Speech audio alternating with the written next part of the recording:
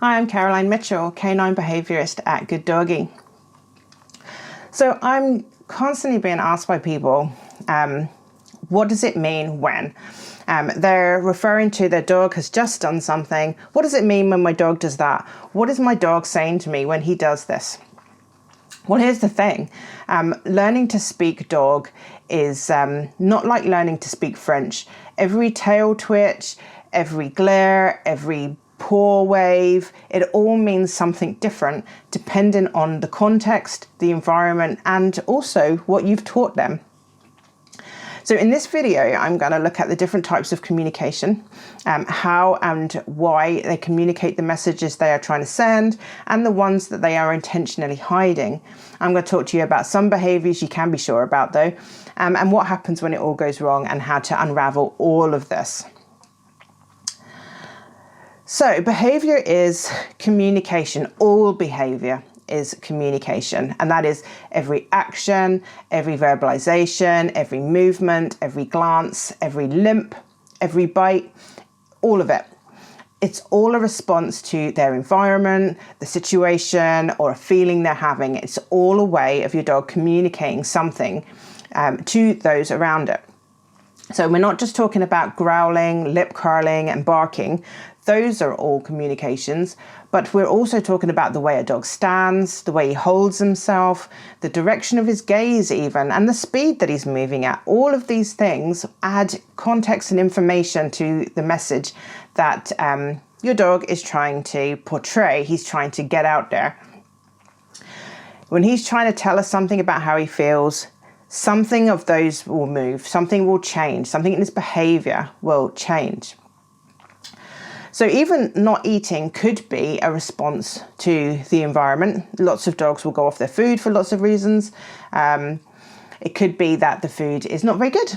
And, that's not an unusual situation, that a dog's just decided that they don't like that food anymore. And when I say not very good, I'm not judging the food that you're giving your dog. I'm in the mind of your dog who's going, I just don't want that. I've gone off salmon today. I don't eat food with gravy on anymore. I only eat food with cheese on from now on. That's the kind of thing I'm talking about. So he's decided that at this point, the food he has isn't what he wants. So he's decided not to eat it. Not eating the food is a behaviour change, and that is a message to us to say that something has gone wrong. Maybe the reason why a dog will go off the food is because of the situation that's happening around them. So their environment has changed. Maybe there's a stranger in the house. That might be making them feel anxious. It could be making them feel overexcited. Maybe they don't want to eat the food. Like, I'd much rather go and play with Auntie Nellie from up the street because she's come round to see me and she gives me really good cuddles. So I'm going to go and see her. So I'm not going to eat my food at this time, even though it's tea time, because I'd much rather be doing that. But they could, of course, also be consumed with anxiety because there's somebody in the house that they don't know, and it's worrying them. Maybe there's a feeling that's stopping them from eating. Perhaps they have an upset tummy. So whatever the cause, it's for us to hear the message, which is to stop eating, and then to respond accordingly. So we need to figure out exactly what of these things is what's caused the problem, so that we can take some action. Our dogs don't speak. So we have to take these clues and put our Sherlock Holmes hats on, and we have to figure out what's caused this behaviour change. But the behaviour change is there to tell us that there's a problem. And this is why we often suggest that dogs see a vet when they have suddenly changed their behaviour. Sudden behaviour change is often a symptom of a medical problem or an underlying condition. And you'll need a vet to rule that out. So you can't just look at your dog and go, well, he seems to be fine. He's eating okay, or in this case, he's not, but he's just lacking a bit of energy, or his legs seem to be working okay. He's going out for walks okay. You can't just look at a dog and decide that they are not in pain and there is no underlying conditions. We need a vet to properly investigate. And the reason for this is because dogs are designed to hide pain, not just from us, but also themselves. They have a very high tolerance for pain, so they're not going to walk around the street limping if their leg is sore, unless there's a good reason for it. That kind of behaviour change might be just a request for attention. So we can see that even actually the kind of information we're looking for here. So a sore leg, we think a dog should be limping when he has a sore leg, but actually when he is limping, it's also possibly that he's just looking attention. So we need to figure that out. So everything comes with context. Everything comes with, depending on the environment, how your dog is feeling, and whether his needs are being met at that time in different places. So I've talked about Maslow's pyramid before, the pyramid of needs. When things in that change, then our dog's behaviour will change. So I've talked about how, you know, these kinds of changes can affect our dog's behaviour choices. But I also did mention at the top of this video that it can be a response to what you have taught your dog. So what I mean by that is that our dogs, when they come and live with us, will find ways to communicate with us. As pups, they will start learning to ask for how they want really young. They learn through trial and error. So what they're doing is they're paying attention to us all of the time. They're trying different things. They're doing different actions. They're looking at our reactions and what happens next, what happened before. And when things get repeated often enough, dogs can start to figure out the kind of code. They start to figure out sequences. I did a whole video about behaviour sequences. Have a wee look at that and you'll see how a dog can learn all of the different actions that can happen between two things. So the moment you've decided to take your dog for a walk, all of the actions that happen in between to actually leaving the door, they learn all of those and can associate all of them with going out for a walk. But this takes time and repetition and trial and error. So they're going to be watching us all the time, trying to figure out what leads to what. And they start to learn a new kind of way of talking to us. So they start to learn how to ask for the stuff that they want and need based on our specific response to it. So for example, your dog might ask to go to the toilet in a different way to your neighbour's dog. You might have a bell at the back door for your dog to ring. If you've tried to house train a dog, there is a very good chance that you've at least considered buying bells for the back door.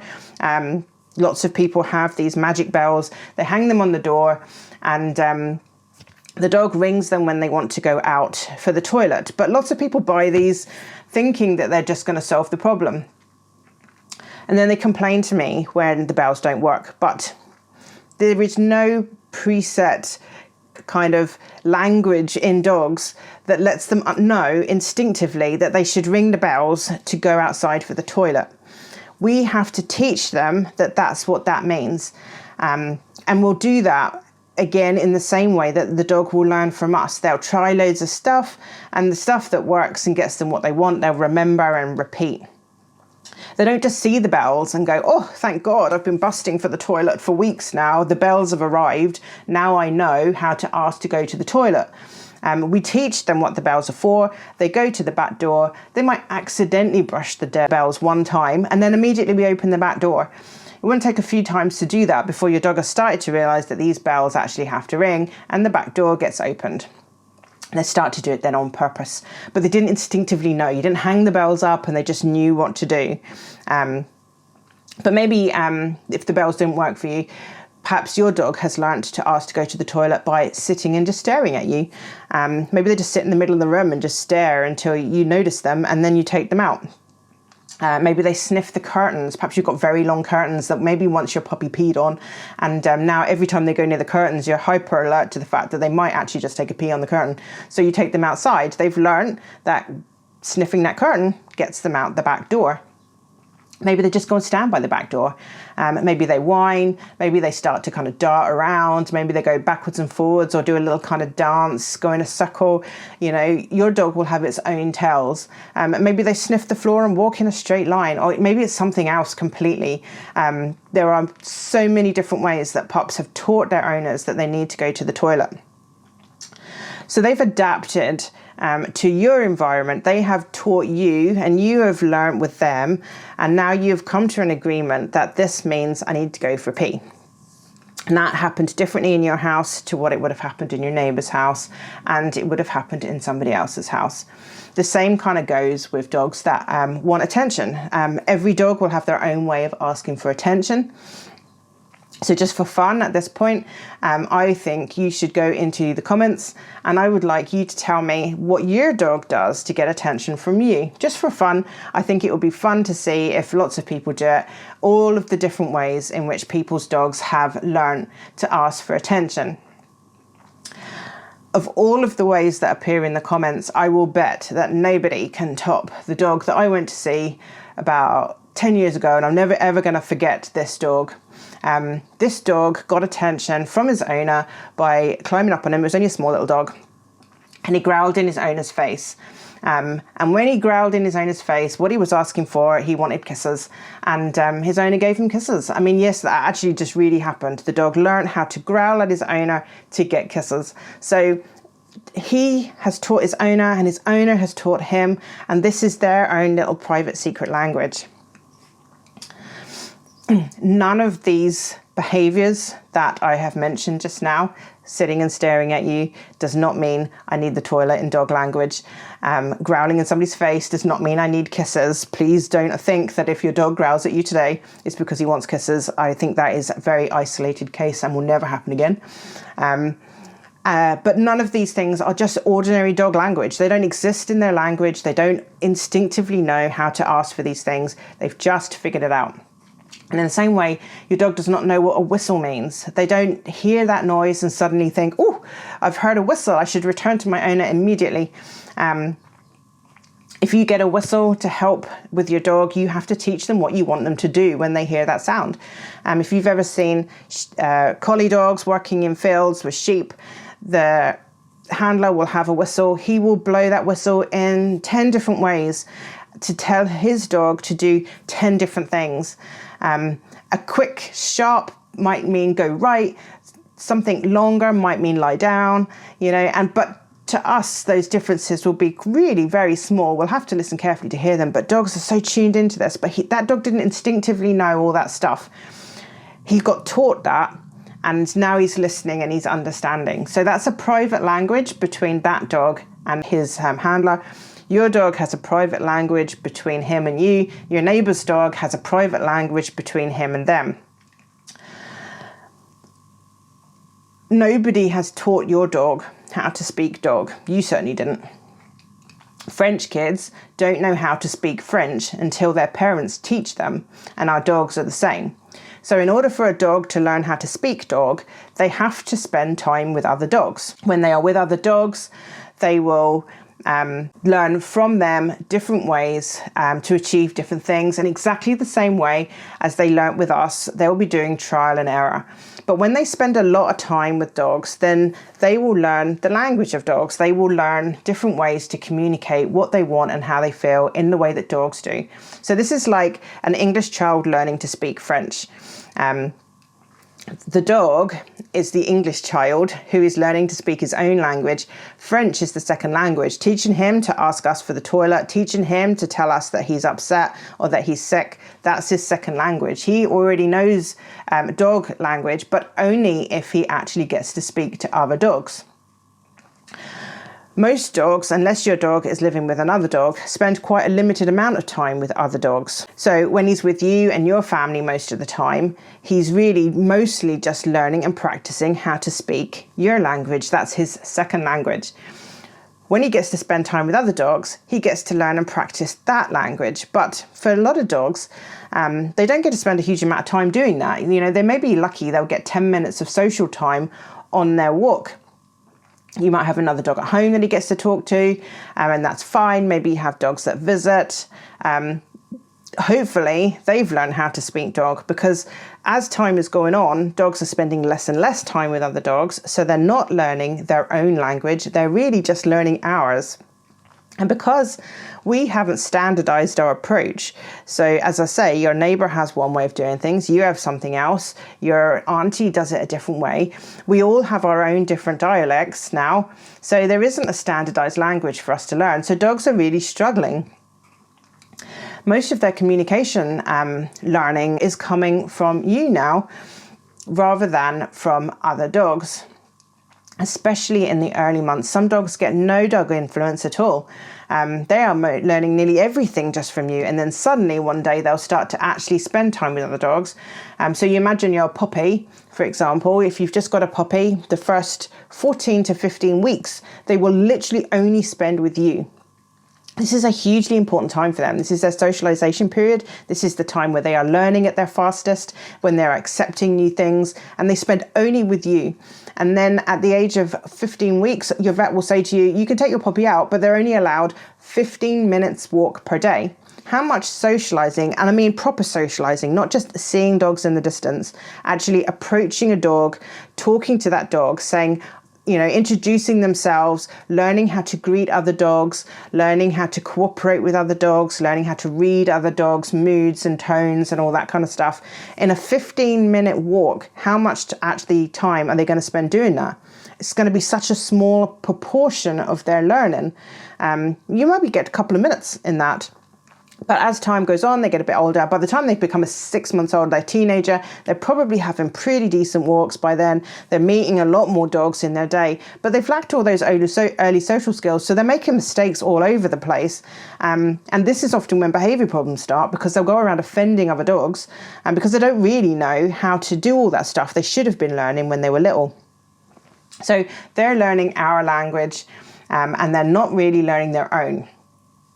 So, as I say, this is a knock-on effect. Every dog now speaks dog less and less and less. And then when other dogs come and meet them, then they're not learning proper dog language from them either. So fewer and fewer dogs now actually speak dog at all, not really. As this language is evolving, they're forming their own dialects, it's becoming a lost language, and it's becoming harder and harder now for dogs to socialise with each other and actually really understand what each other is doing. All is not lost though. This can be fixed through play. So when dogs invite each other to play, they do their play bow. Sometimes it's very quick. It looks a bit more like a kind of hippity hop. And sometimes it's very obvious, a nice big slow sweeping bow. But either way, the front end will go lower than the back end. The bum will go up in the air. The front will go down nice and low. And that is an invitation to another dog to play. This is important because when dogs are in play mode, they have mutually agreed with each other that whatever they do next doesn't mean anything, that they can practice different roles, they can do different things without it actually having any kind of meaning behind it. So that means that your dog can now chase another dog safely. The other dog will know that it's just in play and won't feel threatened by it. It means your dog can growl at their dog and they won't feel threatened by it. It gives them a chance though to respond. So if your dog is pretending to be all aggressive, then your dog can pretend to be the injured party. Oh no, that big dog is scaring me, run, run, run. And they can play that submissive role. And then maybe they come around, have a little break, they can switch roles, they can try different stuff. Maybe they'll now try to hunt each other, they just pretend each other is that rabbit and they're hungry and they need to catch it, and they start stalking each other and pouncing on each other and wrestling with each other and that kind of stuff. When they're in play mode, it doesn't matter. It's only for fun, it's only for play, it's only for practice. But because they're able to practice all of this stuff, they can practice escalating arguments and de-escalating them. They can practice cooperative behaviour, sharing, they can practice not sharing, arguing, fighting, all of this stuff. Because they can do all of this with no repercussions, they get to practice all of these social skills and they can learn so much in these little sessions. And they use that information then the next time they meet other dogs. But if they don't get that really fast build up of learning, they don't get to practice those skills in a really intense but ultimately very, very safe way. But because all these dogs have different languages, because they all have different dialects, because they all have learned different things from their owners. They've all learned different ways to ask for things. They've all figured out different ways to get things. And they've all learned some things work and some things don't. So a part of a behavioural assessment for me is figuring out exactly what it is your dog is trying to say with their behaviour changes. And get through all of those hidden dialects, all of those little hidden codes that they've developed. I need to figure out your dog's own language.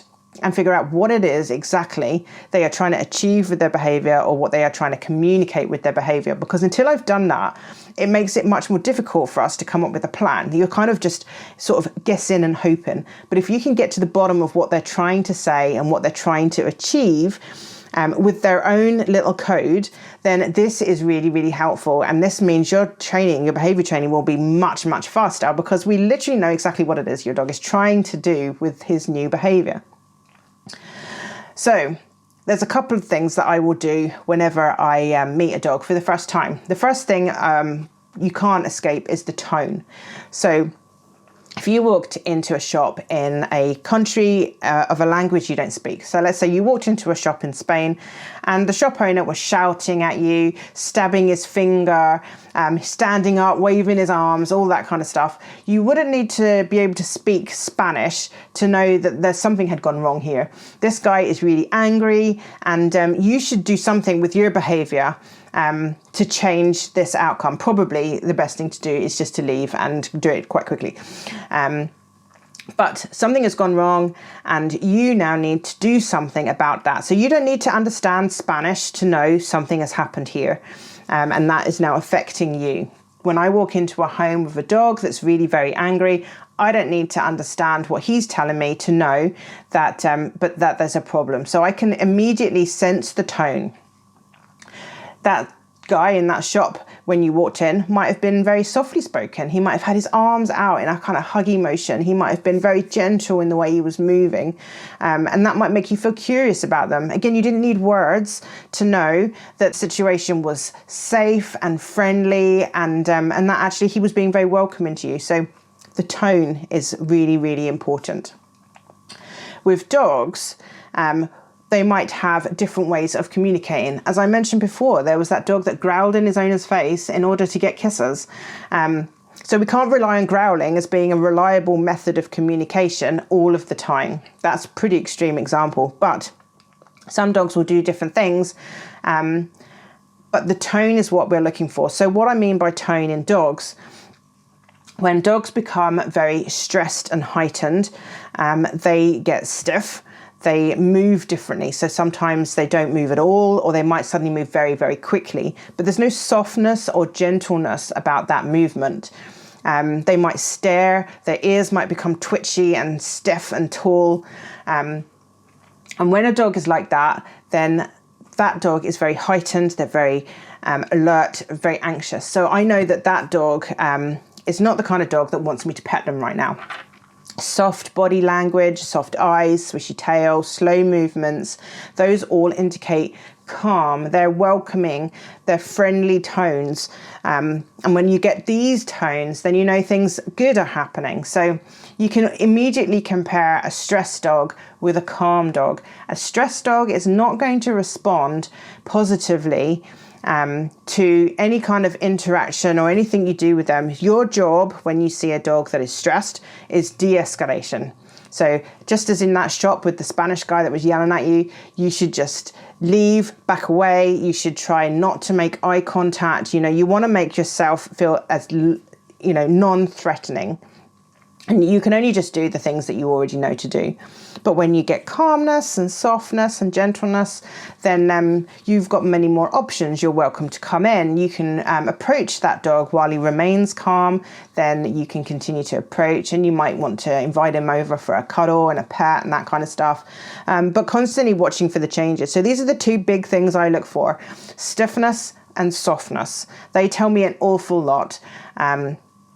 And in terms of tone, you can also rely a little bit on your gut. Our gut instinct is really good actually at picking up micro signals and things like that. So often you could walk into a room or a house or something like that, and immediately you can sense tension in there. And that's your gut telling you that you've picked up signals that you can't quite verbalize yet. You can't describe them. You haven't noticed them in that level, but you know something is wrong. So that's all about tone as well. And those are very early signs of a tone that may or may not be wrong. So if you're really not sure, just trust your gut. If your gut says, don't do anything too rash, don't move fast, don't do anything like that, then that's a good solution. So tone. Secondly, I'm looking at what happened before and after the behavior change was triggered. So what I mean here is, how did the behavior start? How did it begin to escalate?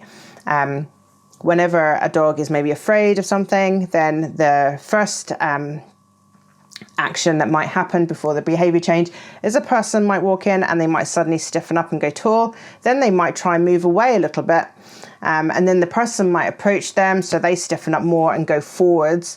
The next thing you know, somebody's got bitten, and the situation is then resolved and the dog runs away and calms down. So what happened before the person arrived?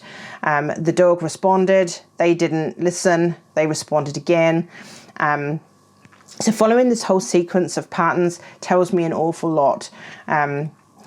Often in the very first instincts, dog really just want to move away from stuff that's scaring them, but we prevent them from doing that somehow. Either we continue towards them, or they're trapped on a lead, trapped on a crate or something like that in the park or whatever, or we pick them up. Whatever reason, we prevent them from doing their very first instinct action. When a problem occurs, it's nearly always their first reaction. So watching all of that, and then watching how it resolves, you know. So did the person need to leave? Did they get bitten? What happened next? And I can use all of that as a part of their plan. So maybe a dog is very excitable and wants to get lots of attention. We'll know that because when a person comes, they run towards them. The person arriving is the trigger. They'll get all excited, they get a pet, they calm down. So we know that what happened first, the person arrived, then they calmed down by themselves because they got what they wanted. So the result was good for them. It achieved what they wanted. In the same way, if that dog had bitten somebody and they'd run away, the dog would feel like that behavior achieved what they wanted. So I would be able to see that in their reaction. Were they satisfied with the behavior, with the outcome, or not? So what about if that person had walked in the door and the dog ran over to get attention and then they crossed their arms and turned their back on them? Did that frustrate the dog? That tells me a lot. They didn't get what they want this time. So I can look at that. So whenever I'm asking people to make videos, assessment videos for online consultations, for example, I always try to ask them to do a bit before the trigger happens. Keep rolling all the way through and keep going until the trigger is gone, the situation is long resolved.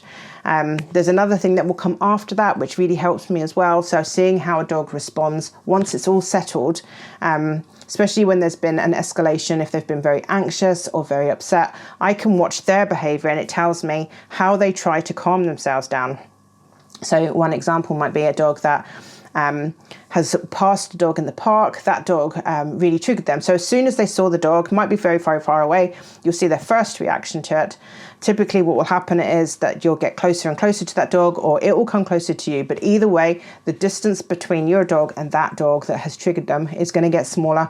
His behavior will then start to grow and escalate, and we'll see this happening while the distance is getting reduced. Eventually it will reach its crescendo, which is probably the least important part for me, because I know what a dog that's triggered looks like. I know what they look like when they're out of control, when they're bouncing on their back legs, barking, growling, redirecting, all of that stuff. I know what that looks like. But then once the dog is gone, then they will start to calm down, and we can see how satisfied were they with their response. If they felt like they were effective with their behavior, we will see that.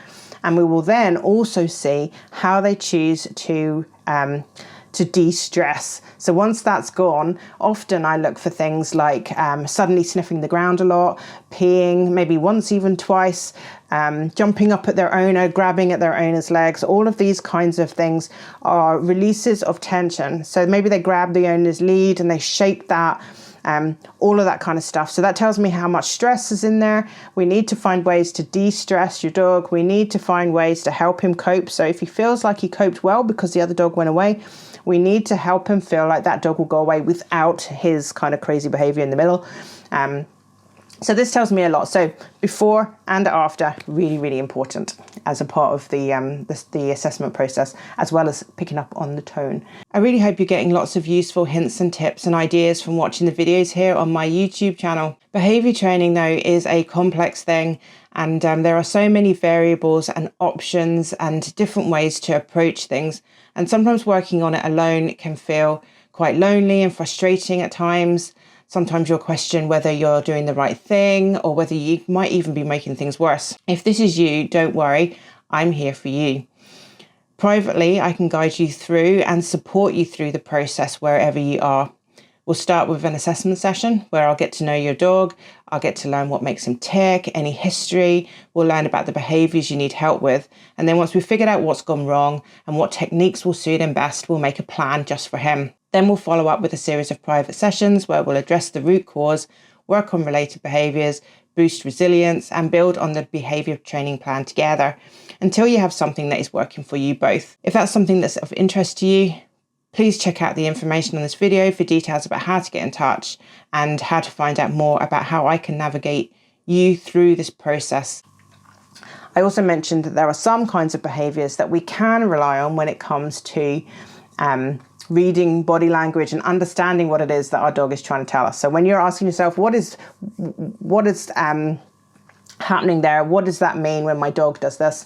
Aggressive behaviour is usually pretty easy to read. So apart from the fact that there are some nuances, we don't need a huge amount of interpretation here. Aggression is there to stop conflict and make space. And it's really, really important to remember that. Aggressive behavior is not there to harm. It is not there to cause injury or whatever. Aggressive behavior is a type of communication that is designed to stop that. So let's say that a dog or a cat or a squirrel or whatever has walked across your dog's boundary fence. Your dog then might scent the boundary. And that is basically communication towards that other animal to say, this is mine, don't come in here. Peeing is communication. If he sees them then coming, he will straighten up, his tail will go high, his ears will go high, he will get taller and stronger. So this change in body language now has gone into a kind of a guarding stance. And this is sending a message to that cat or that squirrel or that person or whatever that's coming to that boundary that he's already marked out. He's saying, I am big and I am ready for you. Don't come any closer. If they do come closer, then your dog will then escalate to some vocalization.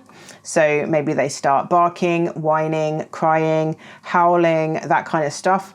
And what this does is it's not just a message now for the approaching dog, because for that approaching dog will now know that you are calling in the reinforcements, but your reinforcements should hopefully hear that and will now also start to come and back you up. So as a dog in a garden who has marked out their fence, they've gone into their kind of guarding stance and they've said to you, you don't come in here, this is my space.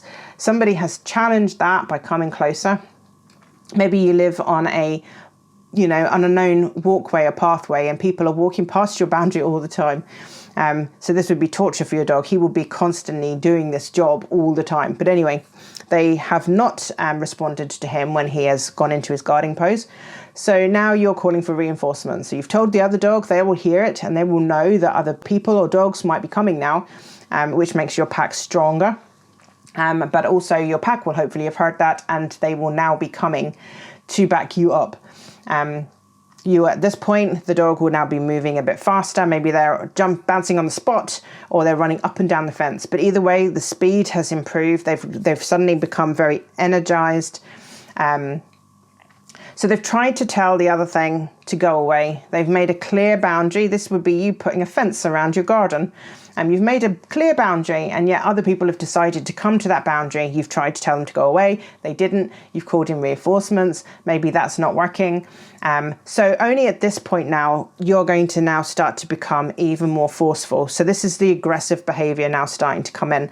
You have now stopped asking nicely and now you are giving out clear warnings. But not at any point are these warnings here actually to cause pain or injury themselves. They are telling the other thing to go away. Every single step of this process has been about telling the other thing to go away. No dog wants to get into a fight constantly. There's no sense in that. When you get injured, then that is hugely problematic. So all of this behavior, we've come to now growling, I'm warning you, you don't come here, snapping, I'm not telling you again, go away. And then finally, when they have to attack, it's because they've run out of options. And only at this point then is even the attack meant to scare the other thing away. It's meant to just reinforce everything you've just told them and prove to them that you are bigger and stronger and that you can cause harm.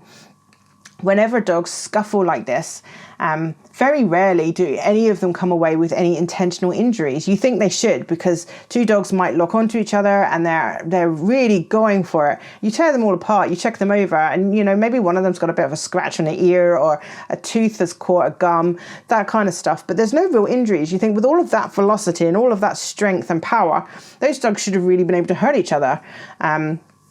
But in most cases, that's not the intention. In most cases, aggressive behavior is there to prevent fights from happening, to prevent harm being done. So it's really all about go away. If he'd have really wanted to cause harm, he wouldn't have bothered with any of that stuff. It would have been absolutely pointless, because it actually, every time he would have stepped up to the next level, he's just wasting his time. He's just really just making the whole process take longer. If you really wanted to cause harm, he'd have marked out his boundary, the intruder would have come up to the boundary, and then he would have just attacked them. So you can see that aggressive behavior is not meant to cause harm, it's meant to create space. Of course, sometimes communication fails. So let's imagine then that the same dog or cat or squirrel or something comes past the boundary every single day and forces the dog to go through all of these steps. He's peeing everywhere every single day. He stands and guards his territory. He's barking. He's now snapping and biting and pouncing and attacking. But it makes no difference. Every single day he gets ignored. Every single day they come back. And if it's not them, it's somebody else. So what do you do now? You've tried all of these steps which were there to avoid aggression, avoid danger and injury. But at some point you're just going to go, this is actually a waste of my time. We've tried all this stuff. Nobody's paying any attention. So you start shortening the process. And it's these dogs that often get labelled as being unpredictable, and they are deemed to have bitten without warning. They've given 100 warnings already, but that one person that just put their hand through the fence, at this point, the dog's at breaking point. He's like, no more Mr. Nice Guy. I've tried asking and it's not working and nobody's listening to me. And now his brain is completely switched off. He's out of control. And this is what's happened. This whole thing has escalated when it didn't need to. A dog that doesn't feel heard, will often escalate quite quickly through all of these things.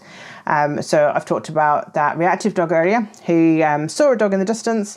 And his first reaction is, I want to move away from that dog.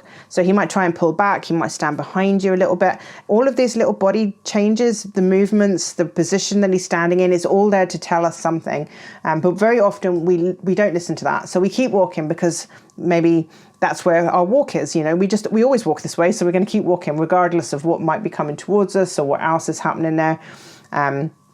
Or maybe we've been told that it's better if our dogs just get used to it. If we can't keep avoiding other dogs because I'll never get used to it. So we decide to just keep moving forward. Or we go, come on, darling, you'll be fine. It's safe. I'm going to show you how safe it is. And you want to reach forward and pet the dog to prove to your dog how fine it is.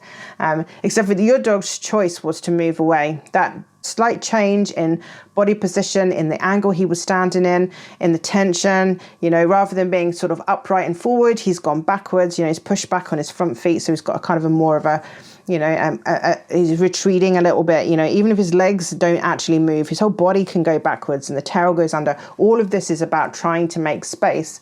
But when we ignore that and push them through that, then we've shown a dog they are not heard. So then they now feel like they have to escalate. So perhaps we should have just listened in the first place and just took our dog away. That message was clear. On the very first few times he did this, he would have been very clear about this message. But often by the time I get to see the dog for the first time, when they are being reactive, they've skipped that. So when I say to somebody, actually your dog would prefer to go away, it doesn't feel that way, because when they see that dog in the distance, they've skipped the, oh no, I don't want to go see that dog, I'm scared, take me away, I want to go home. All of those kind of behaviours that they've tried to communicate, they've tried all of that, none of that's worked, so it's just skipping all of that now, and they're just going straight to that big scary behavior, which seems to work, because the last time that that dog came past them while they were being reactive, they went all big and scary. The dog didn't come over to attack them, it went by, eventually it was all fine. They got that moment of kind of thank God that's over, nobody died. So as far as they're concerned, this is a behavior that works. That all the other stuff didn't work because the dog just kept coming closer and closer and closer, and it's only that big stuff in the middle that actually made the dog go away. So it's easy for us to kind of look at that situation and say, well, look, you were walking from south to north, and that dog was walking north to south, and that was always going to happen regardless of what you did. But that's not how this stuff works for dogs. What works for them is that they go, I got closer and closer and closer, and the only thing that made that dog go away was when I started lunging and snapping and shouting and all of that at that dog and barking. So the only thing that made the dog go further away, that was the last thing they were doing at that time. So that's what they do. They go, the last thing I was doing was all of this big behavior, and the dog went away at that moment. The dog didn't go away before, the dog didn't go away after it, he'd already gone. So this is the behavior that caused the dog to go away. So when they start to see that dog in the distance, then they end up going 0 to 100 in like 2 seconds, because all of the other stuff is pointless. Why are we wasting our time with that? This is the stuff that's worked in the past. And it gets frustrating, because at that point, the brain is not switched on anymore, and they're not paying enough attention to realize that this behavior is actually having nothing to do with it. So being ignored a lot forces steps to get skipped out.